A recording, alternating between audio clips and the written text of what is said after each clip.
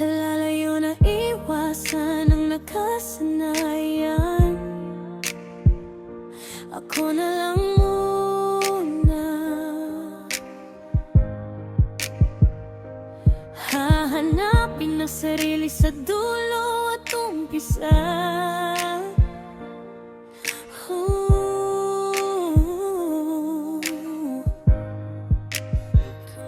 Hindi na kailangan ng pagmamahal mo. Nasa simulang lang naman totoo. Kung pagod ka, mas pagod ako sa mga pangakong napako sa bato. Hindi mo tanggap kung anong meron ako, kaya mas mabuting lumayo na sa'yo. Napagod na tayo sa isa't isa.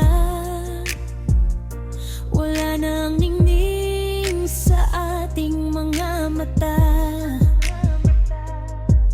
Ang dating tamis naging mapait na.